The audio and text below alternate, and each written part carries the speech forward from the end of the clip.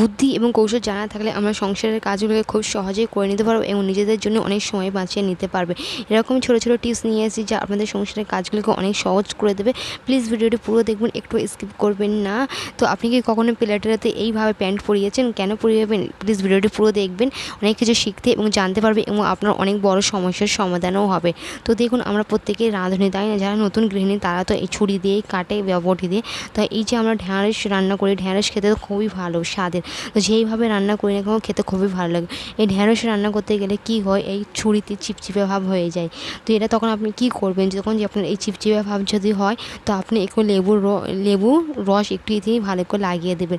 এতে করে কি হয়, এই ঢ্যাঁড়স কাটার সময় কোনো রকমভাবে চিপচিপে ভাবটা আরও হবে না। তো একদম এইটা দেওয়ার ক্ষেত্রে কি হয়, আর চিপচিপে ভাব হবে না। তারপরে আপনি খুব সহজেই কেটে নিন, দেখবেন এতে করে কোনো রকমের চিপচিপে ভাব হয় না। এরকম যারা জানেন তারা জানে, যারা জানে না তাদের জন্য এখানে টিপস রয়ে গেল। ছোটো ছোটো টিপস অ্যাপ্লাই করে আমরা জীবনকে অনেক সহজ করে নিতে পারি এবং নিজেদের জন্য অনেক টাকাও বাঁচিয়ে নিতে পারি। তো আমরা মহিলাদের চেষ্টা করি কীভাবে কীরকম করে টিপস অ্যাপ্লাই করে আমরা সংসার জীবনকে সহজ এবং আমাদের জন্য অনেকটা টাকা বাঁচাতে পারে। মহিলারা হয় এরকম, তাই না? তো চলে আসি পরবর্তী আইডিয়া। এই যে চিংড়ি মাছ বা মাছ, যে কোনো মাছের আঁশটে গন্ধ বার হয়, ঠিকমতো পরিষ্কার করে ধুলেও যতই ধুই না কেন আঁশটে বাজে একটা গন্ধ হয়। তো আপনি কীভাবে পরিষ্কার করবে যে আপনার মাছ ধুতে গেলে বা মাছ রান্না করতে গেলে আঁশটে গন্ধ বার হবে না? তো এই অনেকেই কী করে, চিংড়ি মাছ খেতে অনেক পছন্দ করে কিন্তু আঁশটে গন্ধের জন্য একদম খেতে পছন্দ করে না। তো এটা যখন চিংড়ি মাছটি এটা আমি জাস্ট একবার নর্মাল পানিতে ধুয়েছি। এটা কেটে বেছে নেওয়ার পর আমি জাস্ট একবার পানিতে ধুয়েছি, পুরো বাকি পরিষ্কার করতে এটা ধুয়ে নেওয়ার পর তারপর আমি এর মধ্যে দিয়ে দিচ্ছি একটু ভিনেগার দিয়ে আমি আধা ঘন্টার মতন রেখে দেবো। আধা ঘন্টার মতো রেখে দিলে যত চিংড়ি মাছের যত আঁশটে গন্ধ এবং যত ময়লা হরড়েটা আছে, তারপরে আমি এটা খুব সহজে পরিষ্কার করে ধুয়ে নেবো। তো এখানে আমি আধা ঘন্টা পর এনে দেখাচ্ছি, দেখুন যত ময়লা হরড়ে ছিল সব এই ভিনেগার অ্যাবজর্ব করে নিয়েছে। যেখানে এখানে পানি দিয়ে জাস্ট আমি একটু ভালো করে এইভাবে ঘষে নিচ্ছি। দেখেন যত চিংড়ি মাছের ভিতরে যত ময়লা, যদি নর্মালি যদি আপনি পরিষ্কার করতে চান তো এত নোংরা ময়লা আর হতো না। যদি আপনি ভিনেগার দিয়ে করেন তো ময়লা পরিষ্কার হয়ে যাবে। তো ওই পানিটা আমি ফেলে দিয়েছি, আবারও একবার ভালো করে পানি দিয়ে পরিষ্কার করে ধুয়ে নিচ্ছি। দেখুন প্রথমে ওই নোংরা ময়লাটা একদম বার হয়ে গেলো। তো দেখুন এখানটা খুব সুন্দরভাবে পরিষ্কার হয়ে গেলো। আর চিংড়ি মাছের কোনো রকমের আঁশটে গন্ধও যাবে না এবং চিংড়ি মাছ খুব খেতেও এই স্বাদে কোনো রকমের কিছু হবে না, স্বাদও ভালোই থাকবে। নেক্সট হচ্ছে দেখুন, এই ধরনের যখন পোড়া পাতিলা পরিষ্কার করতে গেলে অনেক সময় চলে যায়, তাই না? তো দেখুন অনেক সময় কী হয়, আমাদের ভুলবশত পোড়া পাতিলা পুড়ে যায়। আমাদের এই যে প্রত্যেক গৃহিণীরা এই সমস্যায় ভুগেই আছেন এরা। তো কী হয়, অনেক সময় আমরা গ্যাসের চুলায় বসিয়ে দিয়ে আমরা অন্য কাজে চলে যাই, আমাদের খেয়াল থাকে না আমাদের জিনিসটি তরকারি বা যে কোনো ভাত তরকারি সব আমাদের পুড়েই এরকম অবস্থা হয়ে যায়। তো এইটা আপনি কীভাবে পরিষ্কার করবেন খুব সহজে? পুড়েছে তো পুড়েছে, এতে করে আমাদের অনেক ক্ষতি তো হলে সেই সাথে আমাদের অনেক মেহনতও যাবে, আমাদের অনেক সময় হয়ে যাবে। তো আপনি খুব সহজে পরিষ্কার করে নিতে পারেন। তো প্রথমে আপনি গরম পানিতে এটাকে ভিজিয়ে রাখবেন। তো সিম্পল ভিজিয়ে রাখবেন। তো যখন ওই উপরে যত রান্নার তরকারিগুলো আছে ওগুলো বার হয়ে আসবে, তারপরে এই পোড়াটা তো আপনি একটু ডিটারজেন্ট পাউডার দিয়ে আবারও একবার ফুটিয়ে নেবেন। তো এইভাবে যদি ফুটিয়ে নেন তো খুব সহজেই আপনার পোড়া পাতিলা খুব সহজেই পরিষ্কার হয়ে আসবে। তো আমার এখানে খুব সুন্দরভাবে পরিষ্কার হয়ে গেছে। তো এখানে আমার ক্লিপটা নেই, তো কিন্তু খুব সহজে আমি পরিষ্কার করে নিয়েছি, একদম 100% একদম ওয়ার্কিং। টিপসটা অ্যাপ্লাই করবেন, আপনিও পোড়া পাতিলা খুব সহজে পরিষ্কার করে নিতে পারবেন। নেক্সট হচ্ছে আমরা ইয়ারবাডগুলো এর মধ্যে রেখে থাকি, যাতে আমাদের প্রত্যেকের নিত্য জীবনে এই ইয়ারবাড খুবই প্রয়োজন। আমাদের কানে দিই কিংবা আমরা ছোটো মোটো কাজে পরিষ্কার করতেও, আমরা গৃহিণীর টুকটাক পরিষ্কার করতেও এই ইয়ারবাডগুলোই ব্যবহার করে থাকি। তো এই ইয়ারবাডগুলো কী হয়, আমরা তো কোথাও যাই কিংবা আমরা তো একটু যদি আপনি ছোটো করে একটুকুনি নিয়ে একটু যদি ছোটো একটি কন্টেনার করে নিলে আপনি যদি আপনার পার্সে বা হ্যান্ডব্যাগে যদি আপনি রাখেন, তো বাইরে ঘাটে গেলেও আপনি এয়ারবাড খুব সহজেই পেয়ে যাবে। এটা সবসময় আপনার মেকআপ প্রোডাক্টের সাথেও এই জিনিসটিও রেখে দেবেন, দেখবেন আপনার নিত্য জীবনে কাজে আসবে। তো মেকআপ প্রোডাক্ট তো থাকেই আমাদের ব্যাগের মধ্যে, জরুরি জিনিস থাকে, সেই সাথে এই জিনিসটিও রেখে দেবে, একদম ছোটো স্পেস সেভিং অর্গানাইজ হয়ে থাকবে। নেক্সট টিপ হচ্ছে দেখুন, এখানে আমি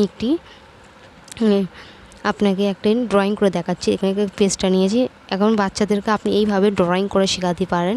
তো দেখুন এইভাবে মাঝখানে দিয়ে তারপরে আপনি ভালো করে ভিডিওটি দেখে বোঝেন, জাস্ট অর্ধেক করে সার্কেল করবেন, সার্কেল করে নেবেন। আর এত সুন্দর আপনিও এই ড্রয়িং করতে পারবেন তা বলেন না।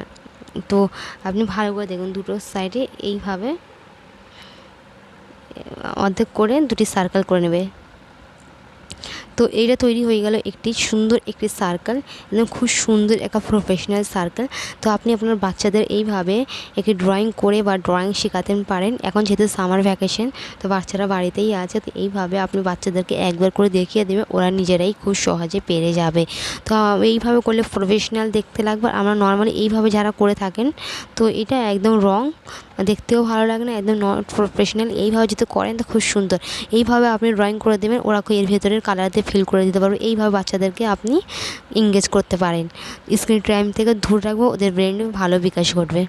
নেক্সট হচ্ছে দেখুন, এখানে আমি একটি বাটিতে একটু ভিনিগার নিচ্ছি আর একটু দিয়ে দেবো এর মধ্যে নারকেল তেল।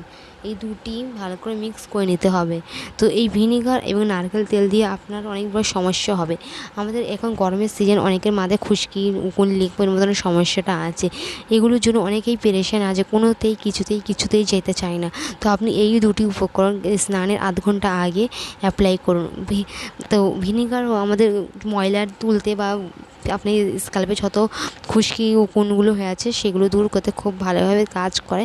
এবং এই নারকেল তেলটার মধ্যে রয়েছে লরিক অ্যাসিড, যা আমাদের এগুলোকেও দূর করতে খুব ভালোভাবে সাহায্য করে। এই যে খুশকির মতন সমস্যায় যে ভুগছেন, এই খুশকিও খুব সহজে আপনি দূর করে ফেলতে পারেন। তো এইভাবে খুশকি থাকলে আমাদের চুলের গ্রোথ একদম হয় না। তো আমরা যদি এরকম টিপস অ্যাপ্লাই করে বাড়িতে খুব সহজে উকুন, লিক, খুশকি খুব সহজে দূর করে ফেলতে পারেন। তো আপনি এই রেমেডিটা অ্যাপ্লাই করেন, তারপরে আধ ঘন্টা পর শ্যাম্পু করে পরিষ্কার করে চুল ধুয়ে নেবেন। দেখবেন আপনার উকুন, লিক, খুশকি খুব সহজে দূর হয়ে আসবে। আপনার কোনো রকম খরচও হবে না, কিছুই হবে না। চলে যাচ্ছি পরবর্তী আইডিয়ায়। তো দেখুন, এই ধরনের প্যান্ট, ট্রাউজার বা প্লাজো, তো বাচ্চা কিংবা বড় অনেক ক্ষেত্রে কী হয়, ছোটো হয়ে যায়। ইলাস্টিকটা না এতটা শর্ট হয়ে থাকে, আমরা পরি তো আমাদের কোমরে এত ব্যথা হয় এবং দাগ পড়ে যায়। এতে করে কী হয়, ব্যথা তো হয়, কোমরে দাগও পড়ে যায়। তো এরকম কী হয়, আমরা আর পরি না। এতে করে কী হয়, আমাদের অনেকটা ক্ষতি হচ্ছে। আজকে একটা সিম্পল একটা টিপস শেয়ার করব।